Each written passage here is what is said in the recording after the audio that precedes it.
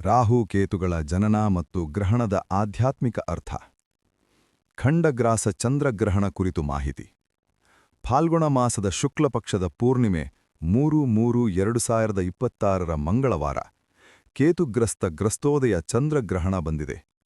ಗ್ರಹಣದ ಸ್ಪರ್ಶಕಾಲ ಮಧ್ಯಾಹ್ನ 3:13. ಗ್ರಹಣದ ಮಧ್ಯಕಾಲ ಸಂಜೆ 5:04.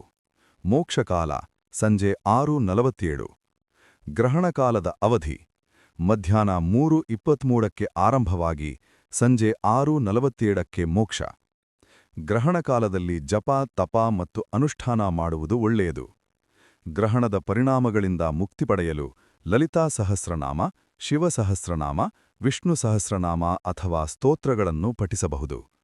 ಗ್ರಹಣದ ನಂತರ ದಾನ ಮಾಡುವುದು ಶುಭಕರ.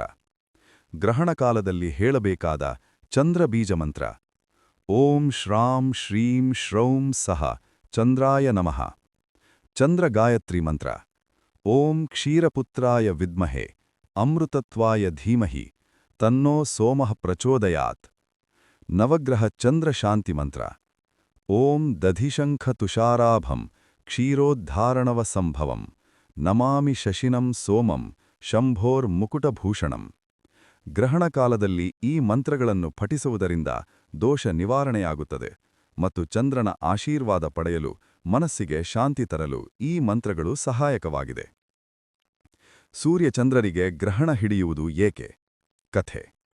ದೇವಲೋಕದ ಇಂದ್ರನ ಪದವಿಗಾಗಿ ದೇವತೆಗಳಿಗೂ ರಾಕ್ಷಸರಿಗೂ ಆಗಾಗ್ಗೆ ಯುದ್ಧವಾಗುತ್ತಿತ್ತು. ಒಮ್ಮೆ ದಾನವರ ಕೈ ಮೇಲಾದರೆ ಮತ್ತೊಮ್ಮೆ ದೇವತೆಗಳ ಕೈ ಮೇಲಾಗುತ್ತಿತ್ತು. ಹೀಗೆ ದೇವದಾನವರಿಗೆ ಯುದ್ಧವಾದಾಗ ಇಂದ್ರ ತನ್ನ ವಜ್ರಾಯುಧದಿಂದ ಅಸುರರಾಜ ಬಲಿಯನ್ನು ಸಂಹಾರ ಮಾಡಿದನು. ತಕ್ಷಣ ರಾಕ್ಷಸರ ಗುರು ಶುಕ್ರಾಚಾರ್ಯರು ಮೃತ ಸಂಜೀವಿನಿ ವಿದ್ಯಾಬಲದಿಂದ ಬಲಿಯನ್ನು ಬದುಕಿಸಿದರು.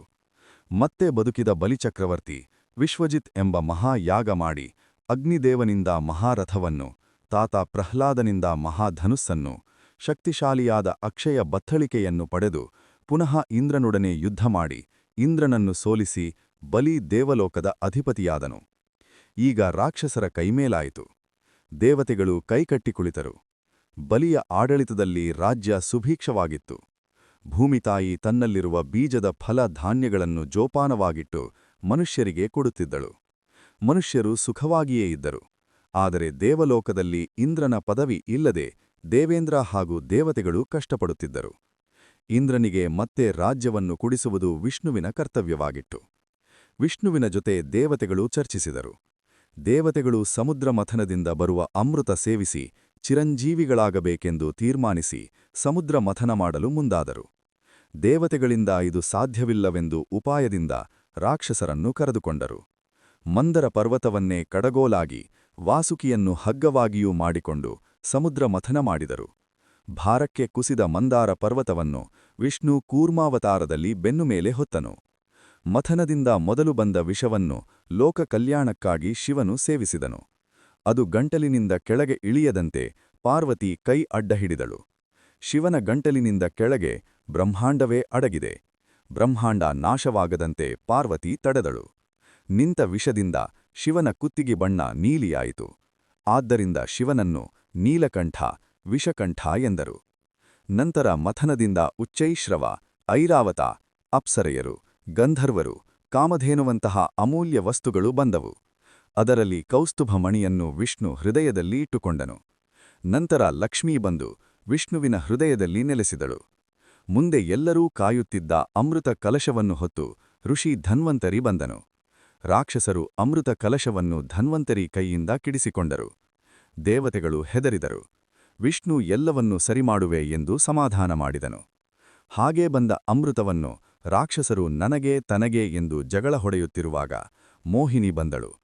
ಅವಳ ಸೌಂದರ್ಯಕ್ಕೆ ಮರುಳಾದ ರಾಕ್ಷಸರು, ಸುಂದರಿ, ನೀನೇ ನಮಗೆ ಅಮೃತ ಹಂಚಿ ಜಗಳ ಬಗೆಹರಿಸು ಎಂದರು.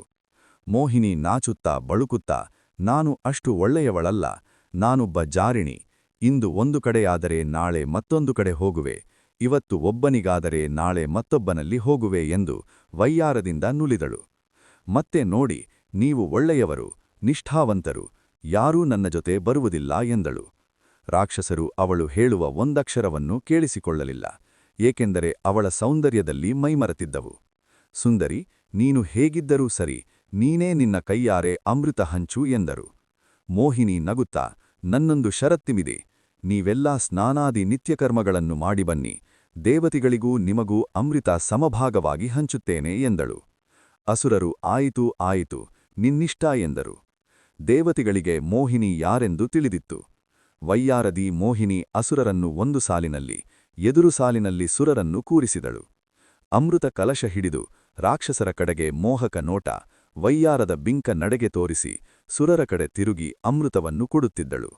ರಾಕ್ಷಸರಿಗೆ ಅರಿವಿರಲಿಲ್ಲ. ಖಾಲಿ ಕೈಯನ್ನು ಎತ್ತಿ ಆಹಾ ಓಹೋ ಎಂದು ಕುಡಿಯುತ್ತಿದ್ದವು. ರಾಕ್ಷಸರ ಸಾಲಿನಲ್ಲಿ ಕುಳಿತಿದ್ದ ರಾಕ್ಷಸಿ ಸಿಂಹಿಕೆಯ ಮಗ ಸ್ವರಭಾನು ಎಂಬುವನು ಮೋಹಿನಿ ಮಾಡುವ ನಾಟಕ ಗಮನಿಸಿ ತಾನು ವೇಷ ಮರೆಸಿಕೊಂಡು ದೇವತೆಗಳ ಸಾಲಿನಲ್ಲಿ ಕುಳಿತನು. ಮೋಹಿನಿ ಅವನ ಕೈಗೂ ಅಮೃತ ಹಾಕಿದಳು. ಇನ್ನೇನು ಕುಡಿಯಲು ಕೈ ಎತ್ತಿ ಬಾಯಿಗೆ ಒಯ್ಯದಿದ್ದನು. ಇದನ್ನು ಮೇಲೆ ಆಕಾಶದಲ್ಲಿ ಕುಳಿತ ಸೂರ್ಯ ಚಂದ್ರರು ನೋಡಿದರು. ವಿಷ್ಣುವಿಗೆ ವಿಷಯ ತಿಳಿಸಿದರು. ಮೋಹಿನಿ ವೇಷದಲ್ಲಿದ್ದ ವಿಷ್ಣು ತನ್ನ ಸುದರ್ಶನ ಚಕ್ರದಿಂದ ಸ್ವರಭಾನು ರಾಕ್ಷಸನ ಕುತ್ತಿಗೆಯನ್ನು ಕತ್ತರಿಸಿದಾಗ ರಾಕ್ಷಸನ ರುಂಡಾಮುಂಡ ಬೇರೆಯಾಯಿತು. ಆದರೆ ಅವನು ಅಮೃತವನ್ನು ಕುಡಿಯಲು ಹೊರಟಾಗ ಒಂದು ಹನಿ ಗಂಟಲಿನಲ್ಲಿ ಇಳಿದ ಕಾರಣ ಅವನ ರುಂಡಾಮುಂಡಗಳು ಬೇರೆಯಾದವು, ಸಾಯಲಿಲ್ಲ. ಮುಂದೆ ರುಂಡಾಮುಂಡಗಳೇ ರಾಹು ಕೇತುಗಳಾದವು. ಕೃಷ್ಣನು ತನ್ನ ಮೋಹಿನಿ ಅವತಾರ ಮುಗಿಸಿ ಮಾಯವಾದಳು.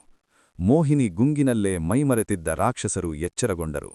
ಮೋಸವಾಗಿದೆ ಎಂದು ತಿಳಿಯಿತು. ಅಸುರರಿಗೆ ಅಮೃತ ಸಿಗದೆ ದುರ್ಬಲರಾದರು.